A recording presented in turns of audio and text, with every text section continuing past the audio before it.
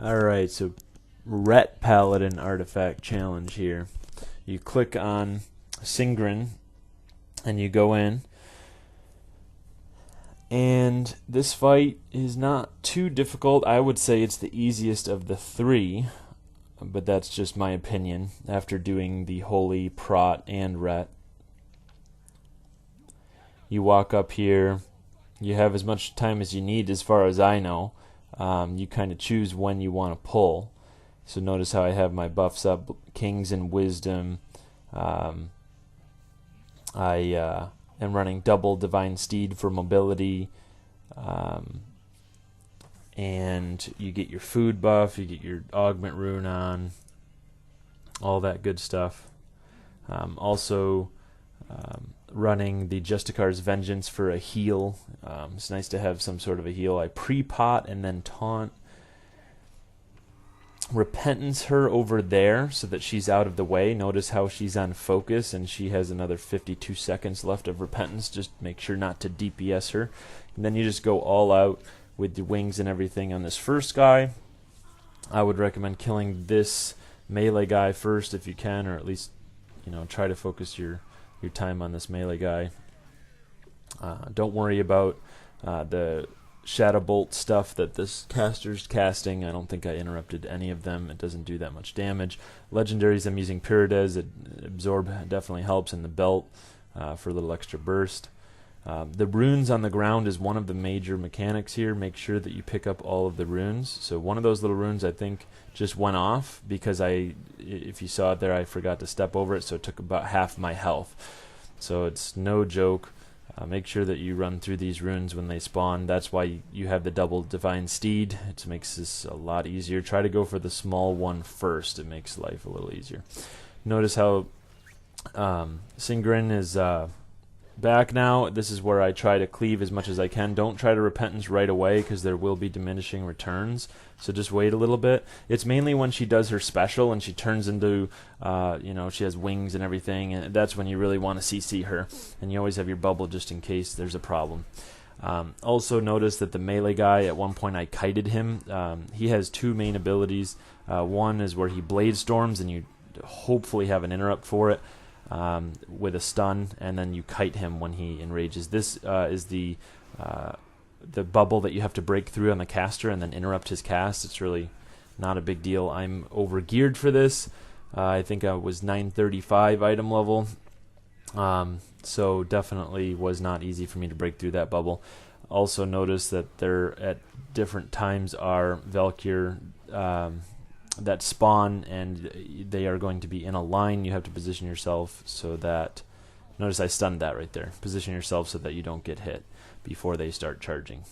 There's the special. Notice how I repentance that because that's doing a lot of damage. You see how she kind of like changes form and she starts doing pulsing monster damage. Definitely make sure to interrupt that. Here's the runes again. Make sure you get those, starting with the small one first if you can. I just got hit by the Valkyr. If you didn't notice, I was not paying attention. As you can see, I'm almost dead. I popped my shield, but I did not pop my divine shield. Yeah, I didn't bubble yet. So this is just proof that this bubble is really easy to get through. So the bubble's going on over there, and I still haven't gotten a chance to. It's about halfway through, and I'm just starting to DPS it. And then you just burst through it, get some Divine Storms on all three, and then just interrupt the cast. Not a big deal. I don't know. I didn't do this enough to be extremely familiar with the mechanics, probably because of my gear. So you will see me messing up some of the mechanics here. But it is definitely forgivable depending on which mechanic you're messing up. So I'm almost dead here. As you can see, I bubble. I repentance. I try to get these runes here. And notice how the bubble, I think, protected me from those Valkyr too. Otherwise I would have died. Just kiting that guy. I think he was berserked or something. He was hitting me real hard. So I should have been kiting him better. And then here's the Blade Storm. Really big deal that you interrupt that with a stun. So just save your stun for that and save your interrupt for after the bubble. I think I got hit with a Valkyrie again because I suck. So I wasn't paying attention really. As you can see, I think it's survivable, but it's not ideal by any means. So at this point, I'm just spamming my Justicar's Vengeance and healing myself back up after getting full holy power. So now here I don't have an interrupt. Notice how my stun is on cooldown, and Repentance, I don't even think I tried to use it. I don't think you can. So I had to lay on hands there. And I think that's why I should have focused more on my damage on that guy, because that was, I don't know, maybe it's just RNG, but that was pretty hard. Like, I had just stunned one of his Blade Storms, and then he did another one. So now one of them's dead. The Valkyrie, see, good positioning on this one. I did not hit me there, so that's what you're supposed to be doing. There's the bubble, break through it, interrupt the cast, and you don't even really have to kill Singrin. You just kind of make sure she's CC'd when she has her